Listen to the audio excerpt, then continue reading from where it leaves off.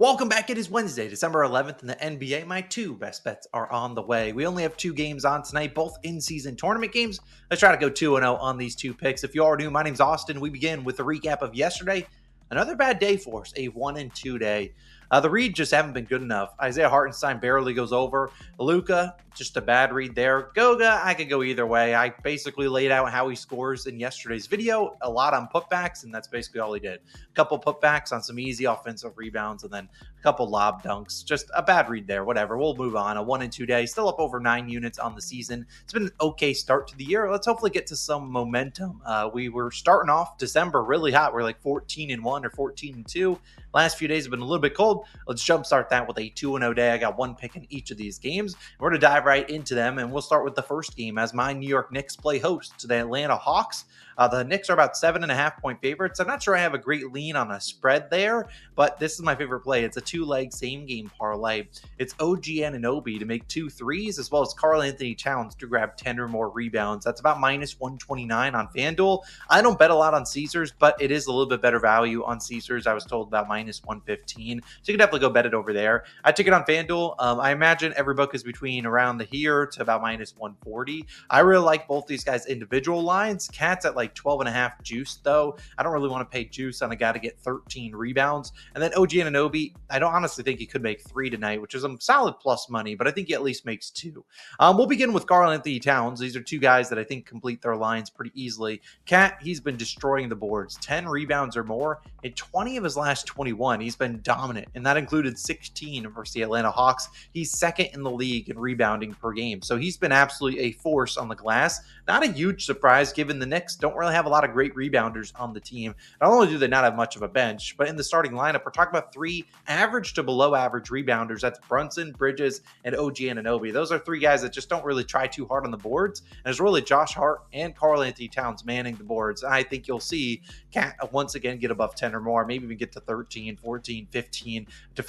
All he defends is Capella and Onyeka Okongwu, 2 guys that don't really shoot the ball. So you're just going to get him just hanging out in the paint. He just needs to grab the boards, and I think he gets that done. Now, what I really think this comes down to is OG Anunoby making 2 or more three-pointers, and that's something he's done in 15 of his last 21 games. That included 3 versus the Hawks when he shot 8 threes against them, and he's made 2 threes or more in 4 straight with 7, 4, 8, and 8 3-point attempts. Now, I obviously can't guarantee that OG Anunoby shoots 6, 8 threes tonight. If he does, if he shoots 6 to 8, I feel pretty good about him getting it done, but you can't get a much better matchup for him. The Hawks allow the most three-pointers in the NBA, the 4th most catch and shoot threes, and they're right up there with the 3-point attempts as well. OG this season has made 2 or more threes in 5 of 7 games when they faced a team that gives up the top 10, bottom 10 in threes allowed. So top 10 in terms of most threes allowed. So we'll look at him. One of those games where he didn't get it done, one of the 2 of the 7 was a game that Mikal Bridges made, I think, 7 3-pointers.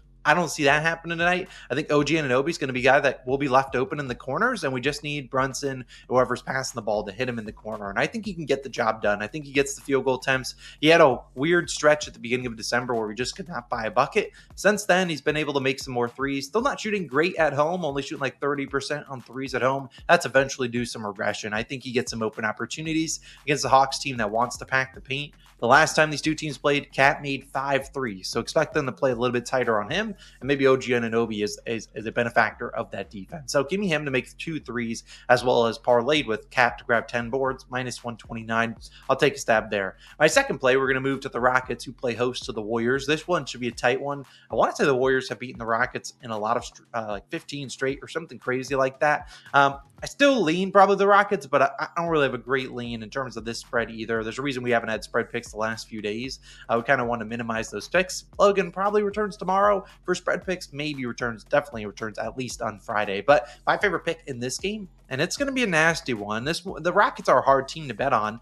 It is Jabari Smith Jr. over 11.5 points, minus 110 on DraftKings. Now, I went back and forth between Jabari to over in points and his over in threes, which is 1.5. I just didn't want to have 2 picks on the card, both relying on guys to make 3-pointers. Now, obviously, if Jabari is to come through, probably means he makes some threes, but he's able to score in other different ways. And I think this is a great spot for him. Now, Jabari, just like any role player, has sucked on the road this season. Good thing he's at home today, as he's averaging 11.5 points per game this season, but that ups to 13.6 on the at home, only 9 on the road. So he's really struggled on the road. Not a huge surprise here, but I expect him to lock in and be pretty good today. And he probably has one of the best matchups on the Rockets starting lineup. And we see, look at the 4 main ways he scores his points. 29% on spot up opportunities, those spot up catch and shoot type things. 20% on transition, 14% free throws, 11% putbacks. The Warriors ranked 29th, 2nd, 22nd, and 24th, respectively, against those defensively. So obviously,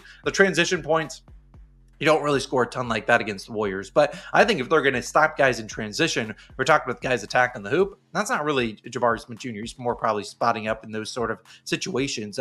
But again, the other 3 main scoring ways, he's obviously has a pretty good spot and good matchup here. And we've talked to the Warriors before. They are a team that gives up a lot of 3-point opportunities. They really don't give up a lot of points in the paint.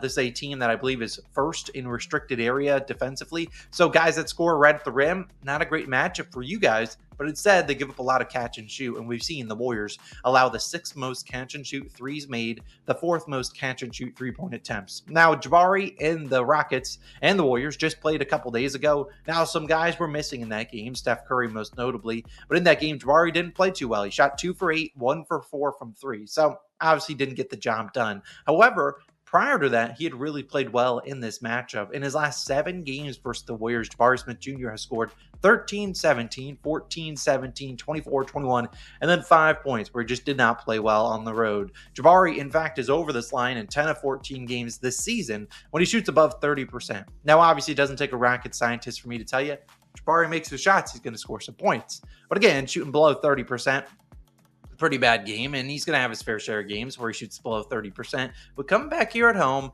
in a matchup that he's played really well in, I think he gets the minutes here. I think that's a pretty safe floor, given this is a Warriors team that plays a lot of smaller wings, and they obviously could use a guy like Jabari Smith Jr. who can switch on to pretty much every single position and is a good rebounder.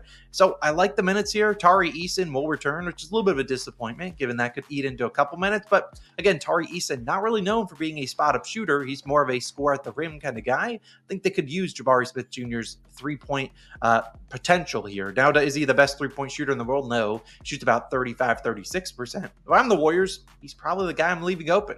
So I think Jabari Smith Jr. gets some open opportunities, maybe get some putbacks, maybe some scoring in transition. Either way, I really like the spot for him. So I'll take his over 11.5 points. Basically, everyone on the Rockets is at 11.5 or 12.5. You got Eason, Ahmed Thompson, Dylan Brooks, Jabari Smith Jr. All these guys are at the same line. I think Jabari Smith Jr. is the best matchup of all those guys. So I like his over 11.5 points. Wish it was a little lower. You can take the threes. You could put it to make 1 3 in a parlay, because I think he at least makes 1. If he doesn't make 1 3 tonight, he ain't get close to 11.5 points. So those are my favorite picks. Those are my 2 picks. In terms of some other things I looked at in the next game, I wanted to back Trae Young, but I can't do it. I don't mind actually his over in assists. Jalen Johnson is a guy that I looked at for rebounds, but I feel like his 9.5 rebounds line is about as sharp as it gets. I just don't see a lot of value there. Dyson Daniels was a guy I actually liked for first quarter points. The problem was some books reduced at 2.5 and then some were at 3.5. Obviously, like 2.5 a lot more. I think Dyson Daniels matches the minutes of Brunson, given he's their best defender. You just have to avoid foul trouble early in that one. So in terms of the other game, Rockets Warriors, the Warriors, I looked at Steph Curry's over in points or points plus rebounds. Just didn't want to get there. I think the Rockets win that game, but I think if the Warriors do win, it's Steph Curry. So again, I like Jabari Smith Jr. a little bit more than Steph Curry's overs. I don't know if I really want to play a ton of stars overs anymore. So those lines feel like the super sharp ones are the stars. So I'll stick to these 2 guys, these two one parlay and 1 prop. OG Anunoby, I need 2 threes. Cat, I need you to grab 10 boards. And Jabari Smith Jr., just make some shots for us, and we will go 2-0 tonight. Those are my favorite picks. As always, appreciate you guys for tuning in. I know it's been a rough little couple days, but hey, you guys know we always bounce back, and we certainly will. And I think we do tonight with a 2-0 day. And I'll see you guys tomorrow, where we at least have 3 games, I believe. And then we return back to the full slates on Friday. I'll see you guys in the next one. Peace.